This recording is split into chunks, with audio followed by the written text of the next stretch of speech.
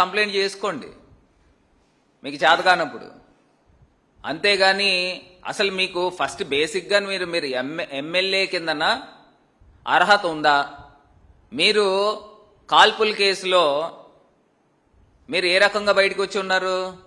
మీ మానసిక స్థితి బాలేదు అని మెంటల్ హాస్పిటల్ దగ్గర నుంచి సర్టిఫికేట్ తెచ్చుకుంటే మీకు ఆ కేసులో ఊరట వచ్చింది. మీకు అదేమన్నా రెన్యూల్ చేయించాలేమో. అసలు మీరు మాట్లాడే విధానం అసలు నాకు ఒకటి అర్థం కావట్లా. ఆ అసెంబ్లీ డెకారం ఏ రకంగా ఉంటుంది?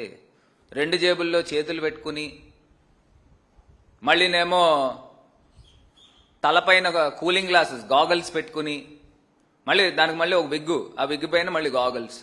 అసలు ఎక్కడైనా ఒక అసెంబ్లీలో ఇలా జరుగుతుందండి? అందులోనూ ఫ్లోర్ ఆఫ్ ద హౌస్లో, బయట కూడా కాదు, అసెంబ్లీ బయట కూడా కాదు, ఫ్లోర్ ఆఫ్ ద హౌస్లో మీరు చైర్కి సంబోధిస్తూ జేబుల్లో చేతులు పెట్టుకుని మాట్లాడే విధానం, ఆ హై హ్యాండెడ్నెస్ అసలు ఏంటి అని అసలు అర్థం కావట్లా. ప్రజలకు మీరు ఏం సమాధానం చెప్దాం అనుకుంటున్నారు? అంటే ఈ తరహాలో అసెంబ్లీ సమావేశాలు జరుగుతూ ఉన్నాయి. మీకు ఏదన్నా ఉంటే మీ అల్లుడికో మీ బావకో మీరు కంప్లైంట్ చేసుకోండి. అంతేగాని 9వ పేరు వేసారు నా పేరు, అది మీకు అసెంబ్లీలో చెప్పాలా? ఏదన్నా ఉంటే మీరు మీ పార్టీ మీటింగుల్లోనో లేకపోతే మీ దాంట్లోనో పెట్టుకోండి. అంటే మీ స్థాయి ఏంటనేది మీ జనసేన వాళ్ళు చూపించారు 9వ పేరు వేసి.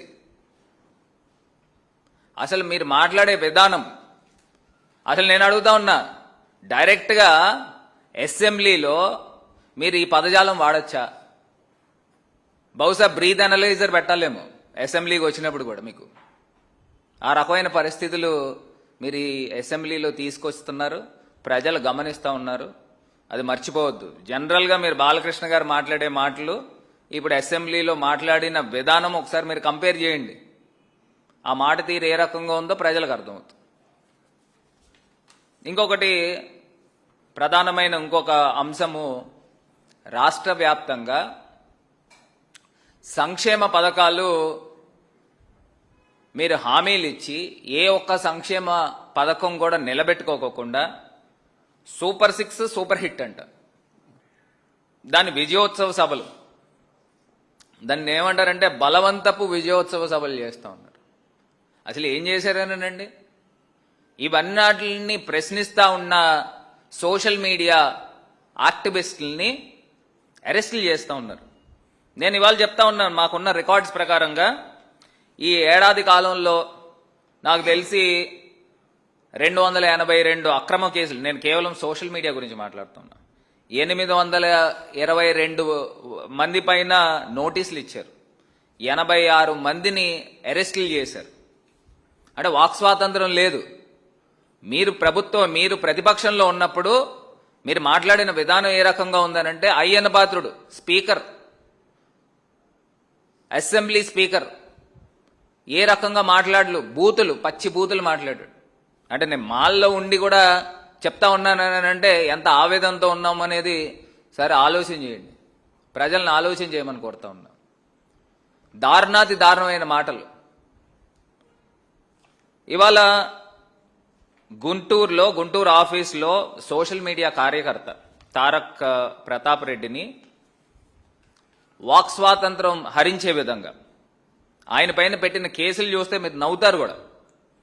ఆయన పైన పెట్టిన కేసులు చూస్తే నేరాలు, దోపిడీలు, దొమ్మీలు, కిడ్నాపులు చేసిన వారిపైన పెట్టే కేసులు బిఎన్ఎస్ సెక్షన్స్ 196, 353, 111/3, 4, 5, 143 R/61/2 ఇవి పెట్టిన కేసులు.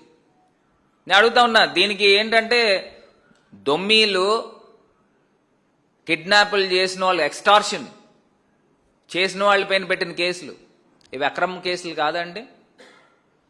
హైకోర్టు ముట్టుకేలేసింది. మీరు పూర్తి స్థాయి విచారణ జరగకుండా ఎఫ్ఐఆర్ నమోదు చేయొద్దు అని హైకోర్టు ముట్టుకాయలు వేసినప్పటికీ కూడా దాన్ని బేఖాతరు చేస్తూ యువకులు అర్నేష్ కుమార్ పైన, ఇమ్రాన్ ప్రతాప్ పైన, అదేవిధంగా సవేందర్ రెడ్డి పైన, వీళ్ళందరిపైన అక్రమ కేసులు పెట్టి రిమాండ్కి ఇచ్చే కార్యక్రమం. ఇంత దారుణంగా అక్రమ అరెస్టులు చేస్తూ అదేవిధంగా నెల్లూరు జిల్లాకు చెందిన ఇంకో సోషల్ మీడియా కార్యకర్త, అతనికి భరత్ చంద్ర అక్రమంగా అరెస్ట్ చేసేందుకు సిఐడి అధికారులు ఆయన ఆచూకీ చెప్పాలని భరత్ చంద్ర సోదరి ప్రీతిని 10 రోజుల క్రితము ఆత్మకూరు పోలీస్ స్టేషన్లో సిఐడి పోలీసులు నిర్బంధించడం వాస్తవం కాదా?